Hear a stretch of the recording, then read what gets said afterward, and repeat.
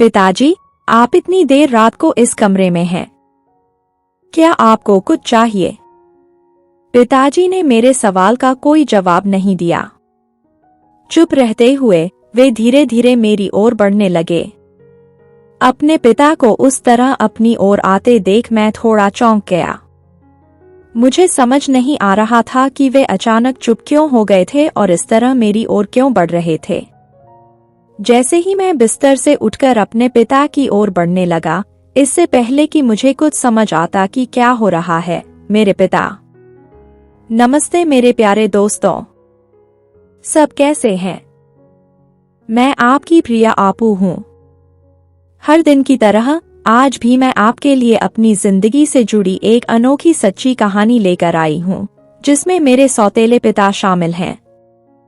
मैं पूरे भरोसे के साथ कह सकता हूँ कि आज का वीडियो देखने के बाद आपके मुंह में भी पानी आ जाएगा। इसलिए आप सभी से एक खास गुजारिश है, प्लीज पूरा वीडियो देखें। और हाँ, हमारे चैनल को सब्सक्राइब जरूर करें।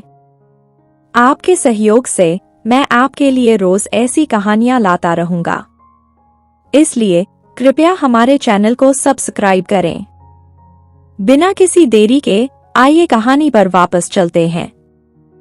दुनिया में आने के बाद हर बच्चे की परवरिश उसके माता पिता करते हैं। बच्चों की परवरिश के साथ साथ माता पिता उनके भविष्य को लेकर भी चिंतित रहते हैं। लेकिन कुछ बच्चे जिस तरह से दुनिया में आते हैं वह थोड़ा अलग होता है। उनकी जिंदगी दूसरे बच्चों की तरह सामान्य नहीं होती। ठीक मेरी तरह। मैं सिर्फ 5 साल का था। ठीक उसी समय मेरे पिता हमें छोड़कर चले गए। मैंने अपने पिता को ठीक उस उम्र में खो दिया जब मुझे उनके साथ हाथ में हाथ डालकर चलना चाहिए था। उनके जाने के बाद मेरी माँ बहुत अकेली हो गई। एक तरफ पिता को खोने का दुख था, तो दूसरी तरफ दिन में 2 बार का खाना जुटाने की लगातार चिंता। कुल मिलाकर मेरी माँ सचमुच बहुत मुश्किल हालात में फंस गई थी।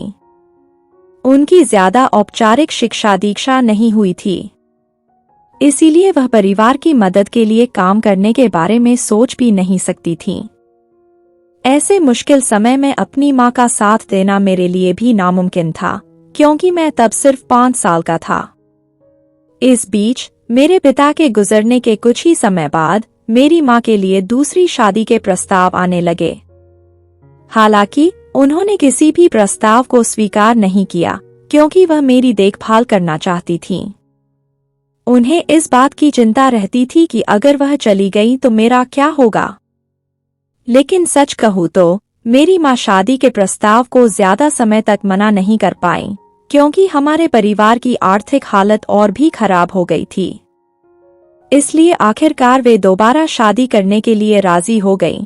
हालांकि जिस आदमी से उनकी शादी होने वाली थी वे सचमुच बहुत बड़े दिल वाले इंसान थे। उन्होंने मुझे अपने बच्चे की तरह अपनाया। कम उम्र में ही अपने पिता को खोने के बाद मुझे एक नए पिता मिले और इसी वजह से मैं सचमुच खुश था। मेरी जिंदगी इसी तरह चलती रही। मेरे सौतेले पिता हमेशा मेरा बहुत ध्यान रखते थे और मुझे मन लगाकर पढ़ने के लिए लगातार प्रोत्साहित करते थे। मेरे और मेरे सौतेले पिता के बीच के गहरे रिश्ते को देखकर मेरी माँ भी बहुत खुश होती थी। समय तेजी से बीत गया और मैं 18 साल का हो गया। मैंने अभी स्कूल खत्म किया था और कॉलेज शुरू किया था। कॉलेज में आने के बाद मेरी कई नई महिला दोस्त बनी। मैं अपना ज्यादातर समय उनके साथ घूमने फिरने में बिताता था। हर दिन की तरह कॉलेज पहुंचने के बाद मेरी सबसे करीबी दोस्त नीला मेरे पास आकर बैठ गई। नीला आमतौर पर कुछ ज्यादा ही बातें करती है, लेकिन आज वह बिल्कुल चुपचाप मेरे बगल में बैठी है। नीला को वहां इतनी खामोशी से बैठे देखकर मेरे भीतर कुछ हलचल मच गई। मैंने उसकी ओर देखा और शांत स्वर में पूछा, नीला, आज तुम इतनी चुपचाप क्यों बैठी हो? क्या सब ठीक है? मेरा सवाल सुनकर नीला ने आह भरी और कहा, हाँ, मैं ठीक हूँ। नीला की बात सुनकर मैं साफ समझ सकता हूँ कि वह मुझसे सच नहीं कह रही है। वह मुझसे कुछ छिपाने की कोशिश कर रही है, लेकिन असल में वह क्या छिपाने की कोशिश कर रही है, यही बात मैं समझ नहीं पा रहा हूं। मैंने नीला से काफी देर तक और बात की, यह जानने की कोशिश में कि वह असल में मुझसे क्या छिपाने की कोशिश कर रही थी, लेकिन उसने मुझे सच नहीं बताया, किसी भी तरह से नहीं। इस बीच जैसे ही तय समय पर क्लास खत्म हुई, मेरी दोस्त नीला और मैं एक साथ कॉलेज से बाहर निकले और घर की ओर चल पड़े। मेरी दोस्त नीला और मैं सड़क के किनारे टहलते हुए बातें कर रहे थे। लगभग 5 मिनट तक चलते और बातें करते रहने के बाद नीला ने अचानक मेरी तरफ देखा और कहा, जिंदगी सच में अजीब है प्रिया। यह अंदाजा लगाना मुश्किल है कि हमारी जिंदगी में आगे क्या होगा। जब मैंने नीला को अचानक इतनी अजीब बात कहते सुना तो मैं थोड़ा हैरान रह गई और उससे पूछा, नीला मुझे बताओ क्या हुआ है। तब से मैंने देखा है कि तुम मुझसे अजीब अजीब बातें कह रहे हो। तुम्हें क्या हुआ है? प्लीज मुझे साफ साफ बताओ। जैसे ही मैंने अपनी बात खत्म की, नीला ने एक गहरी आह भरी और उदास आवाज में वह सब कुछ बताने लगी जो उसने अपने मन में दबा रखा था। उसने मुझे जो कुछ बताया उसे सुनकर मैं पूरी तरह हैरान रह गया। मैंने हैरानी से नीला के चेहरे की ओर देखा और उसकी कही हर बात ध्यान से सुनी। मुझे काफी समय से पता था कि नीला के परिवार में कुछ समस्याएं थीं। नीला ने मुझे पहले भी कई बार अपने पिता के बारे में बताया है। सच तो यह है कि नीला के पिता तो हैं, लेकिन मां नहीं है। मां न होने की वजह से घर के सारे काम नीला को ही करने पड़ते हैं और वह ठीक यही करती भी है। नीला सुबह से रात तक घर के कामों में व्यस्त रहती है। हालांकि उसके पिता को उसका इस तरह घर का काम करना बिल्कुल पसंद नहीं है। वे चाहते हैं कि वह अपनी पढ़ाई छोड़ दे और पूरी तरह से घर के कामों पर ध्यान दे। लेकिन नीला पढ़ना चाहती है और अपनी जिंदगी में कुछ सार्थक हासिल करना चाहती है। अपनी दोस्त नीला की बात सुनकर मैंने एक आह भरी। आह भरते हुए मैंने नीला से कहा, नीला प्लीज उदास मत हो। मुझे पता है कि आज तुम्हारा मन बहुत भारी है, लेकिन तुम क्या कर सकती हो? हमारी जिंदगी में ऐसी कई घटनाएं होती हैं जिन्हें आगे बढ़ते हुए हमें बस स्वीकार करना पड़ता है। कृपया थोड़ा शांत हो जाओ और कोई भी फैसला लेने से पहले हर बात पर अच्छी तरह सोच विचार कर लो। मेरी बात खत्म होते ही नीला ने कहा, तुम सही कह रही हो प्रिया। काफी सोचने विचारने के बाद मैंने तय किया है कि मैं अपनी पढ़ाई पर ज्यादा ध्यान दूंगी और मैं अपने लिए एक खूबसूरत भविष्य बनाऊंगी। अपनी दोस्त नीला की बातें सुनकर मुझे शांति का अनुभव हुआ। उसकी तरफ देखकर मैंने हल्की सी मुस्कान के साथ कहा, नीला मैं अब जा रही हूँ, ठीक है? हम कल फिर मिलेंगे। इन सब बातों की ज्यादा चिंता मत करो, सब ठीक हो जाएगा। यह सुनकर नीला हल्की सी मुस्कुराई और अपने घर की ओर चल दी। नीला के घर जाते ही मैं भी हल्की मुस्कान के साथ अपने घर लौट आया। घर में घुसते ही मैंने देखा कि मेरे सौतेले पिता के जूते दरवाजे के ठीक सामने रखे हुए थे। इतने अजीब समय पर अपने पिता को घर पर देखकर मुझे थोड़ी हैरानी हुई, क्योंकि इस समय उनके घर पर होने की उम्मीद नहीं होती है। जब मैं घर में दाखिल हुआ तो कुछ हैरान होते हुए मैंने अपने माता पिता को किसी बात पर चर्चा करते हुए सुना। उनकी आवाजों ने मुझे चौंका दिया। भले ही मैं दूर से उनकी आवाज साफ नहीं सुन पा रहा था, लेकिन मुझे लगा कि वे किसी जरूरी बात पर चर्चा कर रहे थे। स्थिति को समझते हुए मैं वहां नहीं रुका। अपने कमरे में वापस जाते समय मैं अपने माता पिता के कमरे के पास से गुजरा। कमरे में पहुंचते ही सबसे पहले मैंने फ्रेश होने का काम किया, लेकिन फ्रेश होकर जैसे ही मैं कमरे में लौटा, अचानक किसी वजह से मेरे माता पिता की आवाजें आनी बंद हो गईं।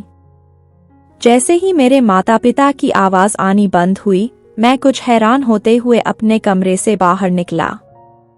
बाहर निकलने पर मैंने देखा कि मेरे पिता हमारे लिविंग रूम में बैठे हुए थे। अपने पिता को लिविंग रूम में बैठे हुए देखकर मैं उनकी ओर बढ़ा और ठीक उनके बगल में बैठ गया। मैं अपने सौतेले पिता के पास बैठा और उनके चेहरे की ओर देखा। अपने पिता के चेहरे और आंखों को देखकर मैं साफ समझ गया कि उनका मूड ठीक नहीं था। यह समझते हुए मैंने उनसे पूछा, पापा, आप इतने उदास क्यों लग रहे हैं? क्या मम्मी से किसी बात पर झगड़ा हुआ? मेरे सवाल के जवाब में मेरे पिताजी कुछ देर चुप रहे और फिर बोले, तो क्या हुआ अगर हमारी लड़ाई हो जाती है? आजकल तो माँ से ठीक से बात भी नहीं हो पाती।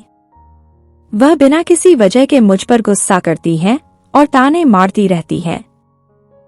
पिताजी की बात सुनकर मैं हल्का सा मुस्कुरा दिया। मुझे इस तरह मुस्कुराते देख मेरे पिताजी थोड़े हैरान हुए। शायद उन्हें समझ नहीं आ रहा था कि मैं अचानक इस तरह क्यों मुस्कुरा रही हूँ। मेरे चेहरे को हैरानी से देखते हुए उन्होंने मुझसे कहा, अरे प्रिया, मेरी प्यारी, तुम अचानक ऐसे क्यों हंस रही हो? अब क्या हुआ? पापा के सवाल के जवाब में मैंने कहा, बाबा, मैं देख रही हूं कि आप दोनों अभी भी छोटे बच्चों की तरह झगड़ते हैं। देखो, जिंदगी में हर चीज वैसी नहीं होती जैसा हम चाहते हैं। यह तो स्वाभाविक है कि कुछ चीजें हमें पसंद न आएं। लेकिन ऐसी छोटी छोटी बातों पर झगड़ना बिल्कुल भी ठीक नहीं है। आज से ही कृपया बहस करने से बचें। मेरी बात सुनने के बाद पिताजी ने और कुछ नहीं कहा। फिर भी न जाने क्यों आज वे मुझे कुछ अजीब नजर से देख रहे थे। उनकी उस अजीब नजर ने मेरे मन में एक अजीब सी बेचैनी पैदा कर दी। पिताजी की आंखों के भाव देखकर मेरे मन में कई सवाल उठने लगे। सौतेले पिता के चेहरे को देखते हुए मैंने किसी तरह खुद को संभाला, जबकि मेरे दिमाग में तरह तरह के विचार तेजी से घूम रहे थे। जैसे ही मैंने खुद को संभाला और अपने पिता के पास से उठा, उन्होंने अचानक मुझे रोककर कुछ ऐसा कहा जिससे मैं थोड़ा हैरान रह गया। अरे प्रिया, मेरी प्यारी, तुम फिर कहाँ जा रही हो? क्या तुम थोड़ी देर मेरे पास नहीं बैठोगी? मुझे तुमसे बात करना बहुत अच्छा लगता है। जब मैं तुमसे बात करती हूँ तो मेरा मन बहुत शांत महसूस करता है, प्यारी। सौतेले पिता की बात सुनकर मैं वहीं ठिठक गया। वहीं बिना हिले डुले खड़े होकर मैंने उनकी ओर देखा, हल्की सी मुस्कान के साथ कहा, डैड, मैं हमेशा आपके साथ हूँ। अब आप अपने कमरे में जाकर थोड़ा आराम कर लीजिए। मुझे थोड़ी भूख लगी है, पहले मैं कुछ खा लूं, ठीक है बाबा? मेरे इतना कहते ही पिताजी ने एक गहरी आह भरी। पिताजी ने आह भरी और मुझसे कहा, ठीक है बेटा, जाओ और कुछ खा लो, मैं यहीं रुकता हूँ। सौतेले पिता की यह बात सुनकर मैंने उनसे और कुछ नहीं कहा। मैं लिविंग रूम से निकलकर सीधे अपनी माँ के पास चली गई। मेरी माँ अभी किचन में खाना बना रही हैं। इसीलिए मैं लिविंग रूम से निकलकर सीधे किचन की ओर गया। जब मैं वहां पहुंचा तो मैंने देखा कि माँ खाना बनाते हुए परेशान दिख रही थी। अपनी माँ को वहां उदास खड़ा देखकर मैंने उन्हें देखकर मुस्कुराते हुए पूछा, माँ, आप अभी क्या कर रही हैं? और आप इतनी उदास क्यों लग रही हैं? मेरा सवाल सुनकर माँ ने थोड़ी भारी आवाज में जवाब दिया, अगर मैं उदास हूं तो तुम्हें क्या फर्क पड़ता है? आखिरकार तुम्हारी नजर में तो तुम्हारे पिता ही सबसे अच्छे हैं। क्या तुम्हारे पास मेरे बारे में सोचने का भी समय है? अपनी माँ की आवाज में दुख सुनकर मैं थोड़ा हैरान रह गया। हैरानी में मैंने उनसे पूछा, माँ, आप क्या कह रही हैं? आपकी पिताजी से बहस हुई थी और अब आप अपना गुस्सा मुझ पर निकाल रही हैं। प्लीज माँ, शांत हो जाइए और सच सच बताओ, तुमने पिताजी से झगड़ा क्यों किया? मेरे इतना कहते ही माँ ने कहा, मैं तो कब से तुम्हारे पिताजी से कह रही हूँ कि मुझे किसी आश्रम जाना है। मैं 2 दिन आश्रम में रहूंगी और फिर घर वापस आ जाऊंगी। लेकिन तुम्हारे पिताजी मेरी एक बात भी नहीं सुनते। मेरा मन तो वहीं आश्रम में ही लगा हुआ है। यह सुनकर मैंने कहा, ठीक है माँ, कोई बात नहीं। प्लीज अब इस बात से परेशान मत होइए। आश्रम जाने के लिए तैयार हो जाओ, मैं पिताजी को सारी बात समझा दूंगा। यह सुनकर माँ बहुत खुश हुई और तैयार होने चली गई। जब मेरी माँ के आश्रम जाने के लिए तैयार होने का समय आया तो मैंने पिताजी से उन्हें वहां छोड़ने के लिए कहा। पिताजी आमतौर पर मेरी हर बात मान लेते हैं, इसलिए मेरे कहने पर उन्होंने कोई आपत्ति नहीं की। रात में मैंने और पापा ने साथ में खाना खाया और सो गए। खाना खाने के बाद मैं अपने कमरे में आकर लेट गया, लेकिन न जाने क्यों आज रात मुझे बिल्कुल भी नींद नहीं आ रही थी। मैंने काफी देर तक सोने की कोशिश की, हालांकि मुझे जरा भी नींद नहीं आई। जब मैं बिस्तर पर लेटा सोने की कोशिश कर रहा था तो अचानक मेरी नजर अपने कमरे के दरवाजे पर पड़ी। जब मैंने अपने कमरे के दरवाजे की ओर देखा तो मैंने अपने पिता को ठीक उसके सामने खड़े देखा। इतनी अजीब घड़ी में उन्हें वहां देखकर मुझे थोड़ी हैरानी हुई। हैरान होकर मैंने अपने पिता से कहा, पिताजी, आप इतनी देर रात इस कमरे में? क्या आपको कुछ चाहिए? मेरे सवाल का उन्होंने कोई जवाब नहीं दिया। इसके बजाय चुप रहते हुए वे धीरे धीरे मेरी ओर बढ़ने लगे। अपने पिता को उस तरह अपनी ओर आते देख मैं थोड़ा चौंक गया। मुझे समझ नहीं आ रहा था कि वे अचानक चुप क्यों हो गए थे और इस तरह मेरी ओर क्यों बढ़ रहे थे। जैसे ही मैं बिस्तर से उठी और अपने पिता की ओर बढ़ने लगी, इससे पहले कि मैं कुछ समझ पाती, उन्होंने मुझसे कहा, प्रिया बेटा, आज मेरी तबीयत बहुत खराब लग रही है। ऊपर से न जाने क्यों मुझे नींद भी नहीं आ रही है, तो मैं बस आपके कमरे में आ गया। पिताजी की बात सुनकर मैंने शांत आवाज में कहा, ठीक है डैड, आइए और यहाँ बैठिए। न जाने क्यों आज रात मुझे भी नींद नहीं आ रही है। आइए बैठकर बातचीत करते हैं। मेरे इतना कहते ही पिताजी ठीक वैसे ही बैठ गए जैसा मैंने कहा था और हम खुलकर और दिल से बातें करने लगे। हालांकि जिन्हें मैं पिता कहता हूँ वे मेरे सौतेले पिता हैं, लेकिन जिस तरह से उन्होंने मेरे प्रति अपनी सभी जिम्मेदारियां निभाई हैं, उससे मुझे कभी ऐसा महसूस नहीं हुआ कि वे मेरे सगे पिता नहीं हैं। सच कहूँ तो मुझे हमेशा उनकी अपनी बेटी जैसा ही महसूस हुआ है। सच तो यह है कि आजकल सौतेले पिता अक्सर अपने सौतेले बच्चों के साथ बुरा बर्ताव करते हैं। इस मामले में मेरे पिता सचमुच सबसे अच्छे हैं। आज मैंने अपने पिता के साथ काफी देर तक बातचीत की और उनसे बहुत कुछ सीखा। मेरी दिली इच्छा है कि मेरे पिता हमेशा इसी तरह मेरे साथ खड़े रहें और मेरा साथ दें। तो दोस्तों, यह मेरे जीवन की एक सच्ची कहानी थी जो मेरे सौतेले पिता से जुड़ी है। आपको आज की कहानी कैसी लगी? मुझे कमेंट्स में जरूर बताएं। दोस्तों, मैं आज का वीडियो यहीं खत्म कर रहा हूं। अगर आपको वीडियो पसंद आया हो तो प्लीज लाइक बटन दबाएं और चैनल को सब्सक्राइब करें। आज के लिए बस इतना ही। कल एक नए वीडियो के साथ मिलते हैं। तब तक सब अपना ख्याल रखें। धन्यवाद।